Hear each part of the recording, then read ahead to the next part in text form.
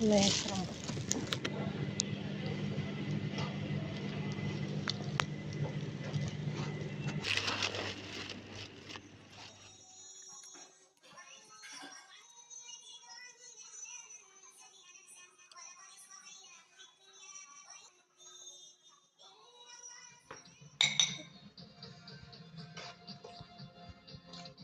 تمت روسيا هجمات الطائرات المصرية بالبلاد مما أدى إلى غزة ومباني من السفن الأوكراني بأن منظمته الجوية دمرت.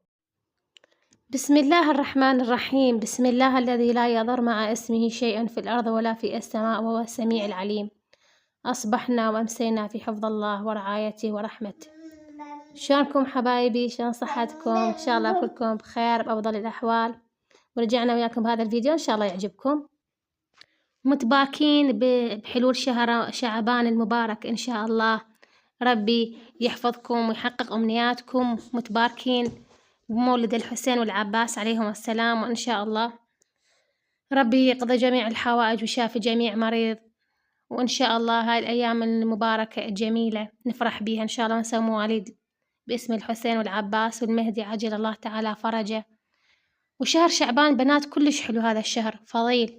دائما كثروا من الدعاء، كثروا من التسبيح، كثروا من الاستغفار، من الصلاة على محمد وآل محمد. اللهم صل على محمد وآل محمد. وإن شاء الله رب العالمين يفتح عليكم أبواب الرحمة والخير بجاه محمد وآل محمد.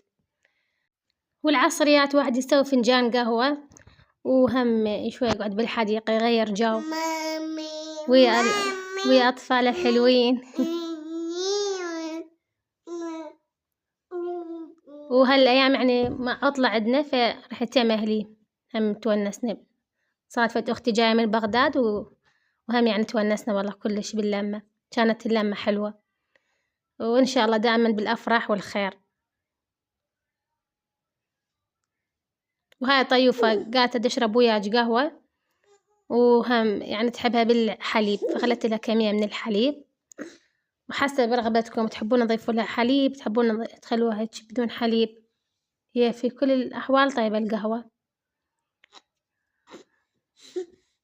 وهذا المطبخ أهلي البارد وذاك الحار اللي دائما أصور لكم بيه الأكلات، ولو هو مالتهم الطباخ تعبان مرات أستحي يعني أصور لكم، أقول أستحي من البنات فشلة، ومرات أصور لكم يعني الأكل كمقتطفات بسيطة، لأن يعني طباخهم ذاك تعبان وهذا مخليه يعني مطبخ حلو ويعني طباخهم نظيف ما بيه شي.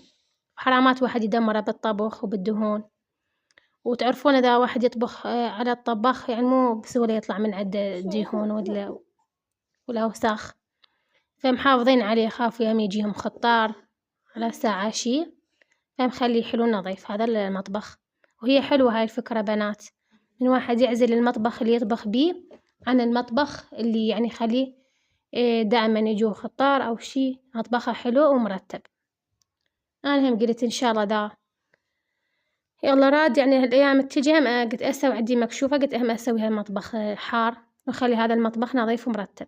حلوة هاي الفكرة. وكان الأجواء حلوة والشمس طالعة وكانت العصريات في بنفس الوقت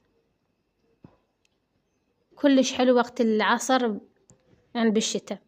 احنا شتانا مو كلش بارد، ما عندنا لا ثلوج لا أمطار غزيرة الحمد لله والشكر، لأن هم إذا مطر قوي الناس تضرر، وإذا ماكو مطر هم مو زين، فوسط الحمد لله وشكر رب العالمين ينعم علينا من فضله ورحمته.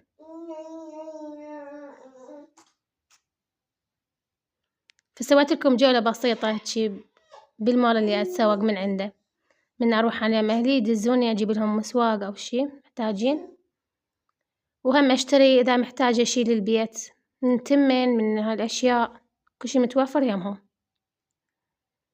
أسماك هم عندهم ولحوم ودجاج كل شي متوفر يمهم، وكل شي حسب يعني السعر. اللحم الغنم، اللحم العجل، هذا الدجاج المتبل سعره على 11، كلش انصدمت يعني الكيلو على 11 السعر لين متبليه، والبدون تتبيل السعر على 8 أو 7 الكيلو الدجاج. أنا شو كل شي يعني السعر مبالغ بيه، فأنا أشتري عادي من أهل الدواجن سعر الدجاجة على 3.5 من الكيلو، وكلش طيبة. نجيب لهم حتى زفر ما بيه. 3.5. وثبتوا وجودكم متابعين من أي محافظة من محافظات النجف، من تسوقون من يا مول أو مجمع، يعني تحبون الأسعار ما تشوفون زينة وبضاعتهم زينة، فكتبوا لنا حتى البنات هم يستفادن، وأنا هم أشوفن تعليقاتكم إن شاء الله أرد عليكم. وهو هم عندهم يعني تخفيضات تصير مرات، يعني إذا عندهم سلعة قريب ما تريد تنتهي فيسوون بها تخفيضات. أنا ما أحب أشتري السلعة تريد تنتهي، حتى لو بعد لك 3 أيام 4 أيام ما أشتريها، يسوون بها تخفيضات بس تضر بنات. قريب ما تريد تنتهي شي يضر، يصير خربان، فهم يبيعوه نص السعر. دائما تشوفوا الأكسباير مالت البضاعة اللي تشتروها. وهاي خانة المنظفات، أنا كلش أحب أنا هاي الخانة مال المنظفات بأنواع وأشكال المنظفات. والشامبوات هاي سانسلك وبرت، لأن نوعيات زينة هاي الشامبوات. هواي بعد عندهم نوعيات من الشامبوات. بنات أنا سويت لكم جولة سريعة، وراح هنا أنا أسوي أثرم للكفتة، لحم وبصل. هذين اللحم أريد أسوي للحشو، يعني حشو للكفتة، وهذاك راح أثرمه. وهاي بعد ما ثرمت التمن واللحم وكرفس كمية قليلة. هذا البصل هنا أنا راح أشوحه، وصارت عندنا بهالشكل بعد ما حمسناه كل زين. هاي بنات بدكم مقتطفات من الأكلة وكلها صورتها. كانت هاي بنت صغيرة كلش تبكي يعني كلش متعصبة، فما قدرت أصور لكم الطريقة كلها. خليها على النار تتسبك، ومن بعدها يعني تحبي التهدير كفتة، كبة المرق.